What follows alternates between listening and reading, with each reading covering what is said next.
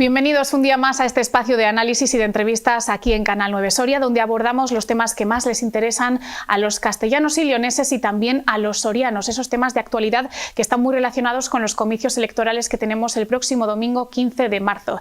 Esta noche charlamos con el presidente y el líder del Partido Popular, Alberto Núñez Feijóo. Bienvenido, gracias por estar con nosotros. Muchísimas gracias, es una oportunidad, muchas gracias. Además, desgraciadamente tenemos que comenzar la entrevista hablando de este trágico incidente, suceso que ha tenido lugar en Miranda, con esas 3 mujeres fallecidas. El Ministerio del Interior ha confirmado que efectivamente se trata de un caso de violencia de género. Son malas noticias hoy para comenzar nuestra entrevista. Pues sí, la primera palabra es el pésame, desde luego, a las familias de Miranda de Ebro. También nuestro ánimo a la recuperación de esos niños que todavía están ingresados, y decir que este crimen múltiple pues nos tiene que hacer reflexionar. Algo está fallando en la política penitenciaria española, y de una forma muy especial en lo que se refiere a la violencia machista, ¿no? Nosotros seguimos pensando que hay determinados crímenes que conllevan la pena de prisión permanente revisable, y este es uno de ellos. La persona que presuntamente asesinó a través de un fuego, a través de un incendio, a 3 mujeres, su exmujer, su hija y su suegra, más los niños que están heridos en este momento, tienen antecedentes, había estado en la cárcel, había ya tenido acusaciones de violencia, incluso con menores. Es evidente que la política penitenciaria ha fallado, y es evidente que tenemos que repensar y, en nuestra opinión, plantear y aprobar en estos casos la pena de prisión permanente revisable. Hemos hablado de este incidente que nos toca muy de cerca, pero tenemos que hablar también de cuestiones que están afectando mucho al panorama nacional y por ende al panorama de Castilla y León, al panorama también de la provincia de Burgos, de Miranda, como es esa guerra de Irán, que por ende está acarreando una subida de los precios tanto de los carburantes, combustibles, electricidad, energía. Se nos está cambiando mucho, se nos está desbocando este panorama económico nacional. Los ciudadanos están preocupados porque no saben cuándo va a revertir esta situación. Hace escasamente unas horas conocíamos nuevas declaraciones de Donald Trump, que aseguraba que España lo está haciendo mal, que cortará, de nuevo amenazaba con cortar esas relaciones con Estados Unidos, relaciones comerciales. No sé cómo lo ve y cuál es la postura del Partido Popular ante esta situación de tanta incertidumbre. Mire, nosotros desde el primer instante nos posicionamos de una forma clara, es decir, todos queremos frenar la guerra. El objetivo fundamental es frenar la guerra y utilizar la vía diplomática ante cualquier conflicto internacional. Es verdad que en Irán no se respetan los derechos humanos, en Irán se dilapidan a mujeres, en Irán se ha matado a personas que se manifestaban contra el régimen autocrático, pero con independencia de todo ello, frenar la guerra y sentarse para buscar soluciones es el objetivo fundamental. El problema de España es que se ha situado fuera de los aliados, fuera de los países de la Unión Europea, fuera de las relaciones transatlánticas y fuera de las relaciones con Estados Unidos. Y eso conlleva un aislamiento de nuestra política internacional y un aislamiento en la diplomacia española con respecto a los países europeos. Ayer nos ha vuelto a felicitar una organización terrorista como Hamas. El hecho de que las organizaciones terroristas, Hamas, Hezbollah o el régimen iraní, felicite al gobierno de España es la acreditación del error estratégico que tiene España en su política exterior. Pero volviendo al impacto que esto supone en las familias españolas, en las familias europeas, nosotros desde el primer instante presentamos un bloque de ayudas. ¿Para qué? Pues para rebajar fundamentalmente el precio de la energía. El precio de la energía que está subiendo, el gasóleo, la gasolina, el gas, la electricidad, y lo que hemos planteado es pues rebajar el IVA del 21% al 10%, en la luz, en el gas, en la gasolina y en el gasóleo. También hacer una bonificación de un 11% por litro en el gasóleo agrícola, en el gasóleo profesional de transportistas y en el gasóleo de los barcos para salir a faenar. También rebajar el impuesto de renta a las personas físicas, porque llevamos 8 años sin hacer un solo ajuste en el impuesto de la renta, a pesar de que la inflación acumulada supera el 20%. La inflación de los alimentos supera un 40%.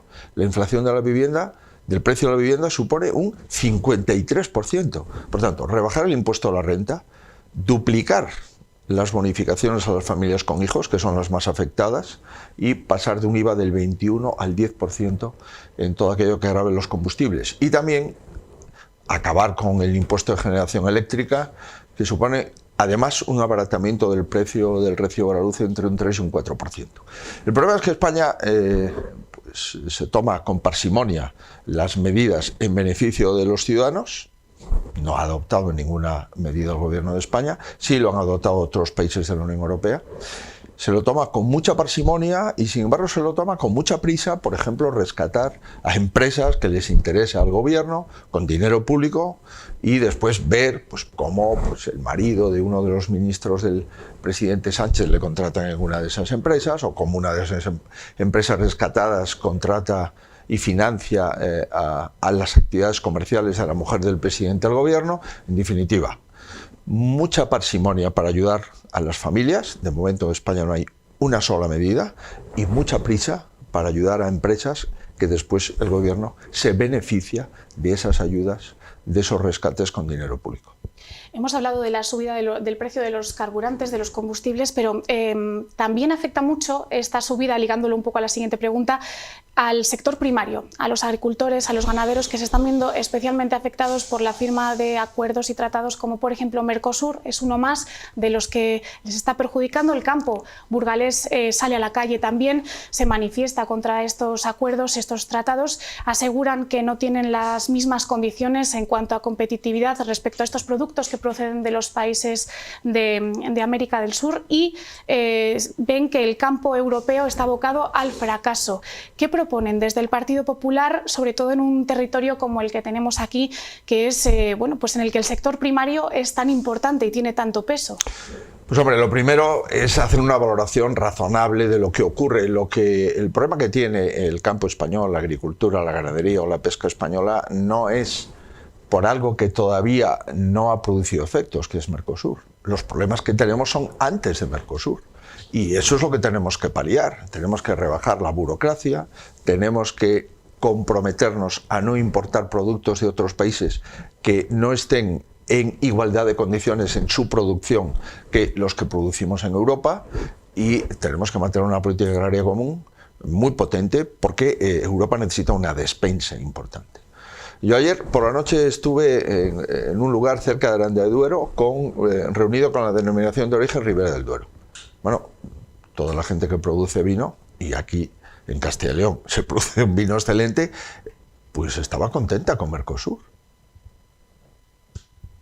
La gente que produce aceite está contenta con Mercosur. Y después hay algunas dudas lógicas que nosotros compartimos con otros productos, como son los cereales u otros productos que produce Castilla y León y que produce España.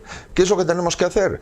Pues que se cumpla el Tratado de Mercosur. ¿Y qué dice el tratado? Que cuando un producto tiene una bajada de precio de más de un 5%, automáticamente se tienen que interrumpir las importaciones de países de Mercosur.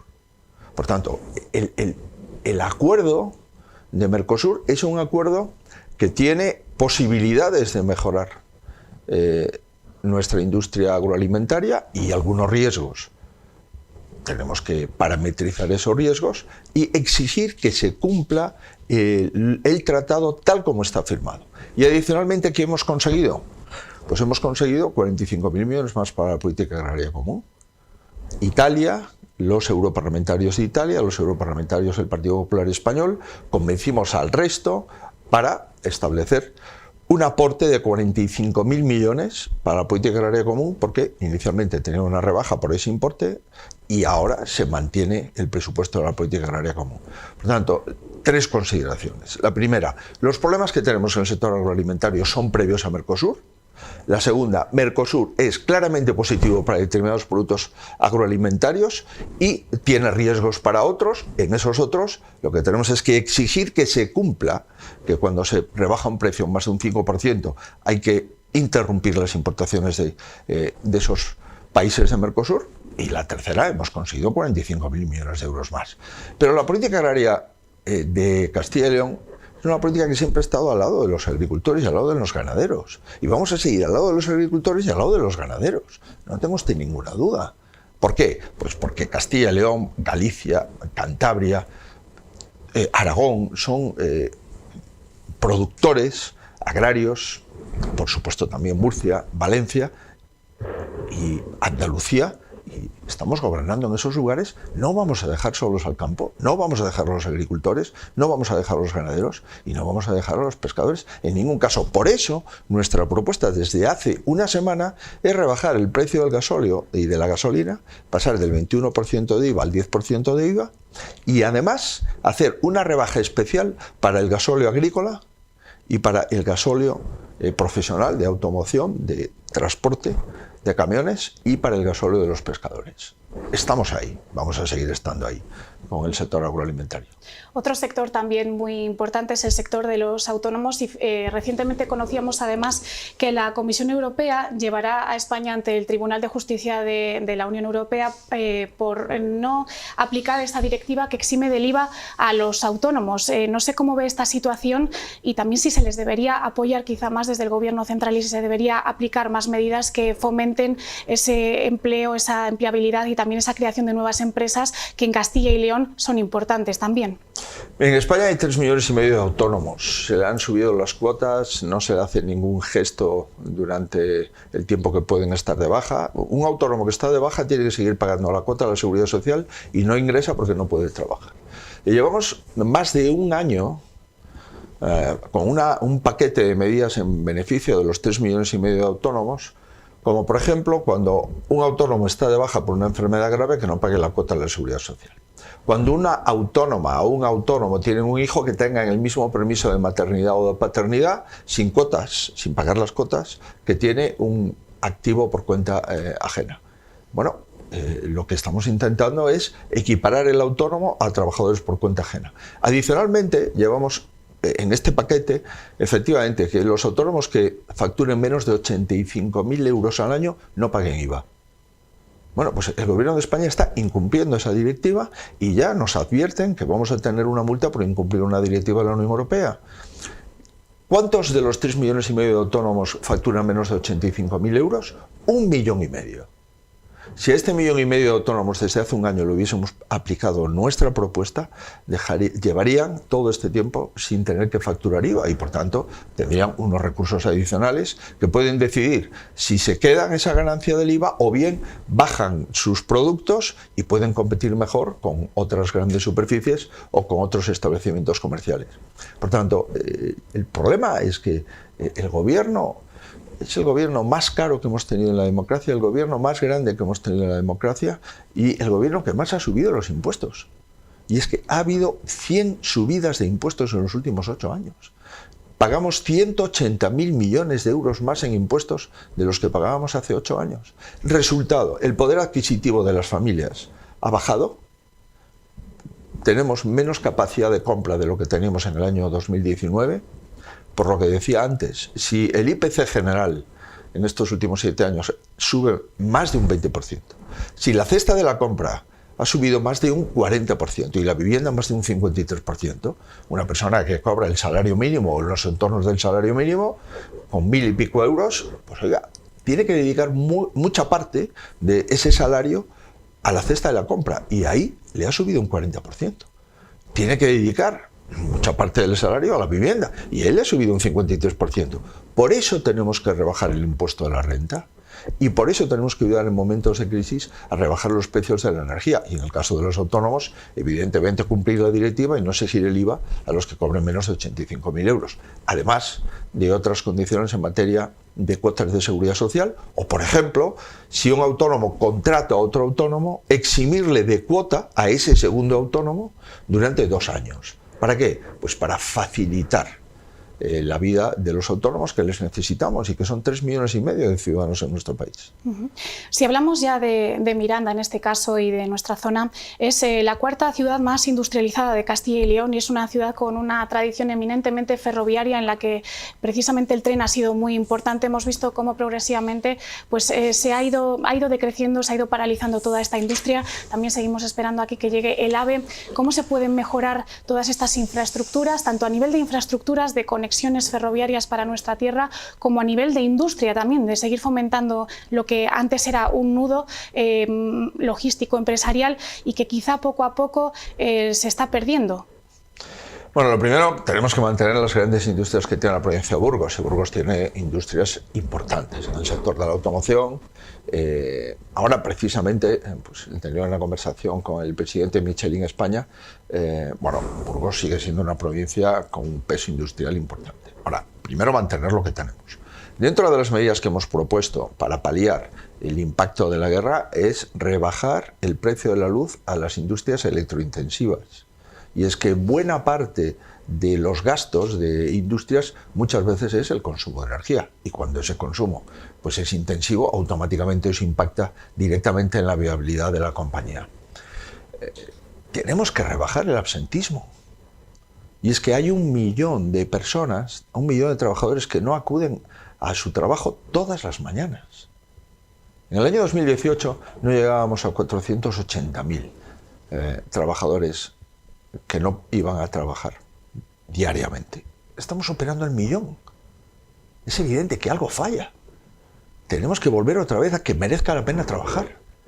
Y en el tema de industria, en el tema de infraestructura es clave. No es posible un territorio competitivo si no tiene infraestructuras. Y por lo tanto, un tren directo de Burgos a Madrid es un compromiso ineludible. Y tendremos que concretar cuáles son los plazos, cuándo entran las máquinas y cuándo ejecutamos ese tren. Y eso es un compromiso, en el caso de obtener la presidencia del gobierno, que yo asumo, y lo asumo en directo en esta televisión, porque creo que es de justicia. La A11, la autovía de Ribera del Duero, lleva 5 años sin un solo kilómetro de ejecución. En la provincia de Burgos llevamos 5 años sin un solo kilómetro de nuevas autovías. Y Burgos necesita finalizar sus conectividades con Soria, con La Rioja y con Madrid. Por tanto, estas propuestas son propuestas concretas. Mire, aquí se han paralizado los presupuestos de la Junta de Castilla y León. Estamos en elecciones.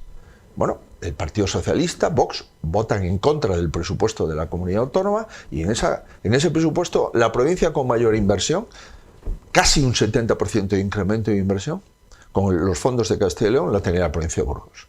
Se ha paralizado inversiones en el Hospital de Burgos, inversiones en el Hospital de Aranda, inversiones en centros educativos, en centros médicos.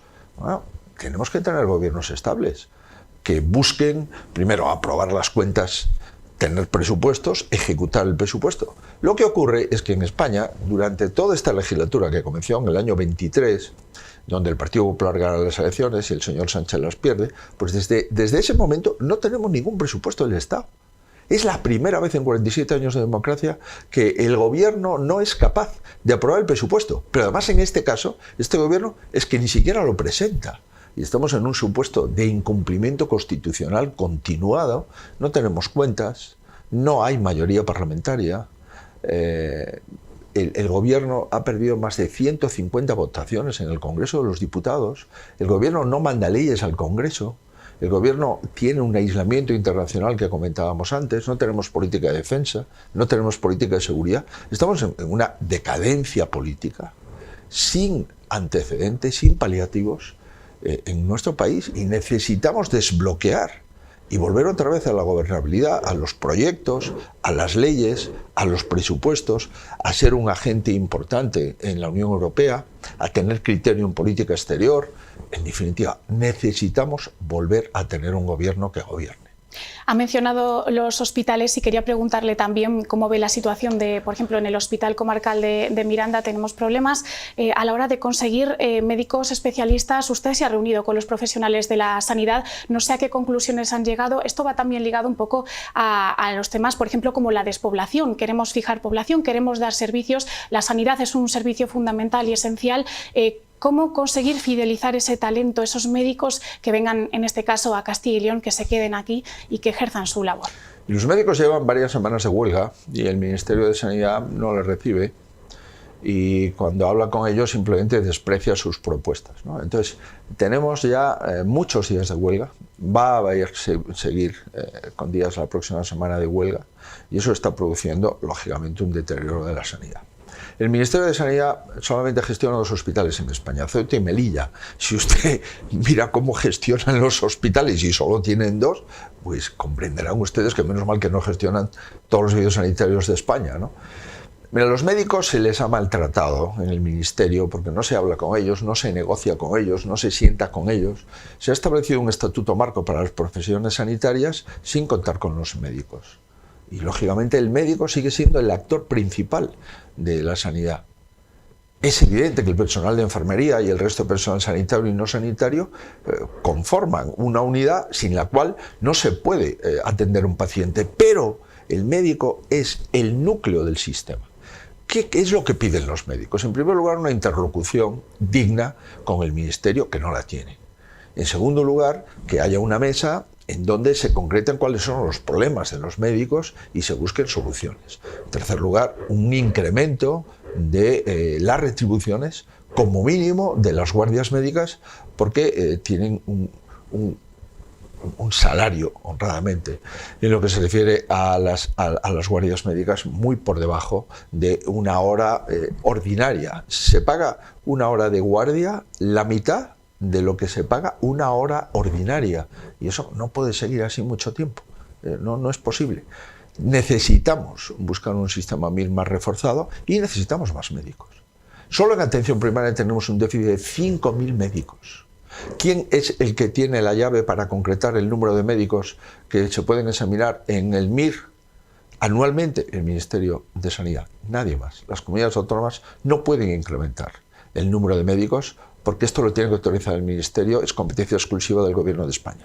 Y lo que pasa en el Hospital de Aranda o en otros hospitales comarcales, que como hay una escasez de médicos, pues lo que intentan esos médicos es acudir al Hospital de Burgos o al Hospital de Salamanca o al Hospital de Valladolid y no trabajan en los hospitales comarcales por razones de que prefieren vivir en ciudades mayores, y como hay una escasez de médicos, quien más lo sufre son los hospitales comarcales.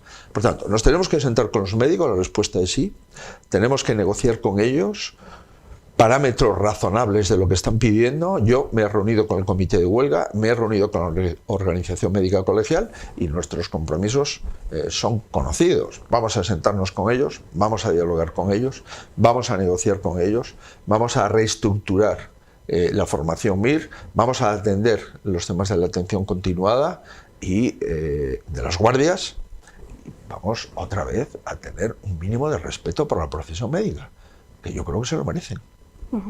Para ir cerrando nuestra entrevista, me gustaría ya preguntarle por las elecciones, estos próximos comicios electorales que tenemos este domingo aquí en Castilla y León, las elecciones a las Cortes de Castilla y León, y sobre todo también cómo ve ese auge de Vox que venían comentando algunos sondeos, pero que ahora parece ser que Alfonso Fernández Mañueco, según dicen los sondeos, no sé si se fía mucho de ellos o no, aseguran que el Partido Popular se mantendrá más o menos estable. No sé si contemplan pactos con ellos. Ustedes siempre han dicho que salen a ganar sin tener que pactar. No sé cómo ve el escenario político en Castilla y León. Vamos a ver, yo creo que estamos de acuerdo, la inmensa mayoría de ciudadanos de Castilla y León, que el gobierno autónomo de Castilla y León es uno de los mejores gobiernos de España. Pero no porque lo diga yo, sino porque los datos están ahí. Si ustedes, Castilla y León tiene el mejor sistema educativo, de acuerdo con PISA, que es un medidor internacional, si tiene el mejor sistema educativo de España, el mejor sistema de dependencia, si ustedes están dentro de las 3 comunidades autónomas con los mejores servicios sanitarios, bueno, será que aquí las cosas se hacen mejor que el resto de los gobiernos autonómicos de España, ¿no? Entonces, aquí hay uno de los mejores gobiernos autonómicos de España y el Partido Socialista está gobernando en uno de los peores gobiernos, en mi opinión, el peor gobierno que ha tenido España en los últimos 47 años, ¿no? Bueno, por tanto, ¿qué es lo que tenemos que hacer, en mi opinión? Bueno, reforzar el gobierno. Reforzar el gobierno y dar estabilidad y darle capacidades al gobierno de Castilla y León para que las cosas las haga bien. Cuando un gobierno funciona bien, hay que darle estabilidad. Y cuando un gobierno funciona mal, hay que cambiarlo. La alternativa a Mañueco no es el Partido Socialista, ni lo que queda de Izquierda Unida o de Podemos o de Sumar. No van a sumar el bloque de izquierda para poder gobernar. Si nosotros, que creo que vamos a subir y que vamos a sacar más diputados de los que ya tenemos, vamos a seguir como primera fuerza y necesitamos a Vox para completar el gobierno, lo que le pedimos a Vox es que sea responsable y que si se presentan las elecciones para pedir el voto de la gente, que ese voto de la gente sirva para tener un gobierno en Castilla y León, no para no tenerlo, para fortalecer el gobierno en Castilla y León, no para desestabilizarlo, no para bloquearlo.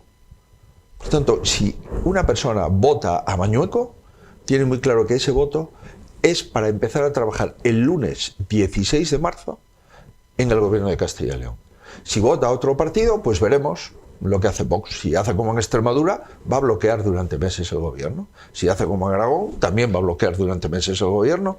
Y, por tanto, tenemos que decir a los votantes de Vox que se lo piensen bien, que en este momento, con una enorme decadencia política en España, Castilla y León tiene que tener un gobierno sólido, y un gobierno fuerte, y un gobierno estable, y un gobierno que tome decisiones, y un gobierno que apruebe cuentas, y un gobierno que haga sus deberes, y que un político está para desgastarse, no para desgastar a su pueblo.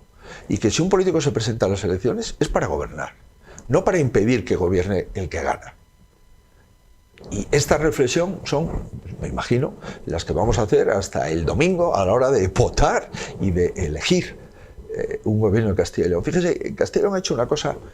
He sido presidente de Galicia mucho tiempo y lógicamente me interesaban los sitios donde se hacían las cosas bien, ¿no? Y Castilla y León ha hecho una cosa importante, ¿no? Ha sido uno de los gobiernos que más ha bajado los impuestos y, sin embargo, ha sido uno de los gobiernos donde mejor funcionan los servicios públicos. En España hay un incremento de 100 veces los impuestos, mientras que en Castilla y León han bajado. Aquí no hay una agenda de escándalos. El gobierno de España está lleno de escándalos y de sumarios llenos de corrupción. Si usted coge los medios hoy, o los coge ayer, o los coge antes de ayer, y probablemente si los coge la próxima semana, verá que cuando no es un ministro es otro, cuando no es un señor que está en la cárcel es otro que está sentado en un sumario, cuando no es el hermano del presidente es la esposa del presidente. Así no podemos seguir. Bueno, pues mire, hay un buen sistema educativo, se han bajado los impuestos, se ha incrementado el empleo. Castilla y León es una de las grandes potencias agroindustriales. Tienen un buen sector de automoción, a pesar de la crisis que está viviendo toda Europa. Tienen un buen sector energético. Bueno, yo creo honradamente que este gobierno lo ha hecho bien y tenemos que apoyarle y darle más herramientas para que siga trabajando. Y los gobiernos que lo hacen mal, evidentemente, pues hay que cambiarles, ¿no? A mí me molesta mucho que no haya presupuestos en Castilla y León. Pero eso será responsabilidad del Partido Socialista y de Vox, que votan juntos. A mí me queda muy sorprendido que en esta ciudad, donde estamos grabando, en la ciudad de Burgos, pues Vox y el Partido Socialista hayan impedido que la ciudad de Burgos apruebe su presupuesto. Bueno, vamos a ver, insisto, lo que pasa el domingo. Yo le pediría a todos los ciudadanos, oiga, si usted cree que Sánchez es un buen gobernante, podrá votar usted al Partido Socialista.